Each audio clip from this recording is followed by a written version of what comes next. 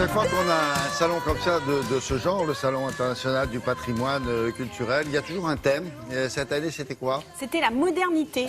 Alors, on se dit, ah bon? Oui, enfin, c'est vrai, c'est sur le papier comme...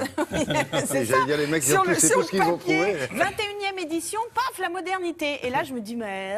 Et, enfin, moi, je me le dis pas parce que je le sais, mais des gens qui passent, qui voient les affiches et qui se disent patrimoine et modernité. Eh bien, oui, ça va ensemble. Et sacrément ensemble. Et c'est comme ça, d'ailleurs, qu'on va permettre que les métiers d'art perdurent, que le patrimoine perdure aussi. Alors, modernité, ça veut dire quoi? Ça veut pas dire qu'on va changer les savoir-faire. Non, les savoir-faire sont là, la tradition est là, le geste est là, les artisans se sont transmis ces gestes-là de génération en génération, parce qu'il y a des jeunes encore qui font ces métiers-là, mais par exemple, ils vont créer un nouvel outil, ils vont travailler différemment leur savoir-faire, c'est-à-dire qu'ils vont l'adapter, le rendre plus contemporain. Exemple, une jeune relieuse, eh bien, au lieu de relier les livres, oui, elle le fait, les livres anciens, elle les répare, elle les relie, mais par ailleurs, elle crée de la papeterie, reliée comme un livre ancien. Elle a son savoir-faire qui est aussi au service de nouveautés et de choses contemporaines.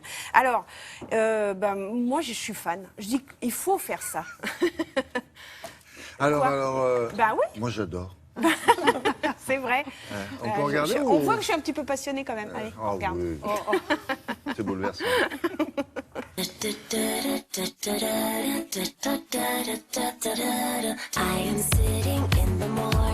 La 21e édition du Salon du patrimoine mettait en avant l'avenir et la modernité dans les métiers d'art. Paradoxal?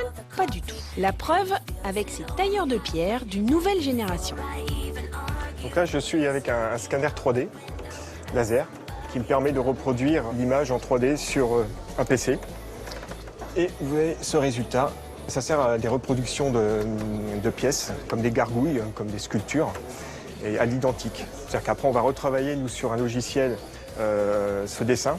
On le couple à un robot qui nous permet de travailler cette pièce. Ensuite, il y a tout un travail manuel qui est réalisé par des sculpteurs.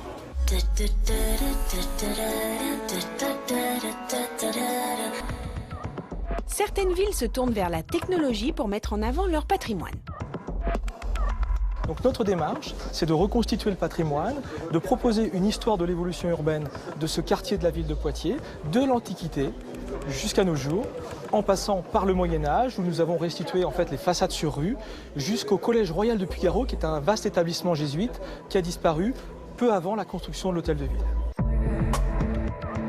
Les jeunes générations d'artisans montrent également le chemin en détournant les savoir-faire appris. Ma source d'inspiration pour mon travail, c'est de partir des reliures traditionnelles, de la tradition, et de déstructurer ces savoir-faire et de les retravailler en les modernisant. Exposer au Salon du patrimoine, c'est pour moi l'occasion de toucher une clientèle autre qui s'intéresse plus spécifiquement à l'artisanat et justement de présenter mon travail artisanal contemporain. C'est la première fois que j'expose sur ce salon à l'occasion du prix de la jeune création métier d'art. C'est une visibilité qui me permet de me confronter et de confronter surtout mon travail au marché de l'artisanat d'art. Voilà, l'idée c'est de créer de nouvelles matières, mais aussi de nouvelles sensations par le toucher. Et cette matière, c'est de la créer toujours grâce au tissage. Et parfois, certains détournent leur matière première, du zinc pour les toitures qui devient du mobilier. Je suis couvreur de formation. J'ai eu l'idée il y a 15 ans de descendre le zinc du toit pour en faire du mobilier de jardin et d'intérieur, avec 2% de zinc qu'on recycle, qu'on récupère des toits de Paris ou qu'on achète, et le zinc du zinc laminé qu'on transforme pour faire des contenants, des jardinières, des meubles, voilà. Patrimoine et modernité, l'avenir des métiers d'art. C'est pas suffisant, patrimoine et modernité. La façon dont il dit ça, c'est plus riche encore l'exposition, là, le salon. Oui, bien sûr, oui, ça va au-delà carrément de la modernité. Le monsieur qui fait le zinc, c'est un génie. Ouais. Il est extraordinaire. Mais quelle bonne idée de récupérer le zinc pour en faire du mobilier. Parce qu'il y a tout là-dedans. Les métiers d'art aussi sont tournés vers l'éco-conception. C'est très important. Parce qu'il y a beaucoup de récupération. Il y a aussi un travail avec des matériaux naturels. Le bois, la pierre. On ne va pas chercher... les trucs en plastique. Merci beaucoup. C'est quoi sur votre épaule droite? C'est une... Ah, à droite, Droite, c'est là. Ouais. Ah, ouais, c'est pardon. l'autre. C'est là où Non, il n'y a mais pas ça, la en me montre. regardant, je voyais... Non, ne Ouais, regardez non. pas, ne vous regardez pas dans le truc parce qu'évidemment, c'est l'opposé. C'est une fleur. Mais je sais pas quelle C'est fleur. un oiseau ou une fleur? Non, c'est une fleur. Ah, Je c'est une dirais fleur. une orchidée, Une orchidée. revisitée. Ouais. Une orchidée, voilà, pas un coup de chaud quand même. C'est moi qui l'ai On gravé. l'appelle- Oui, bien sûr. Pourquoi vous ne croyez pas? Parce que j'ai des infos. Merci beaucoup. Allez, au revoir. Vous revenez peut-être tout à l'heure. oui, oui. Bon, avec Volontiers. plaisir. Alors, dans quelques instants, on fait un point route. Le journal, la météo, je crois que j'oublie.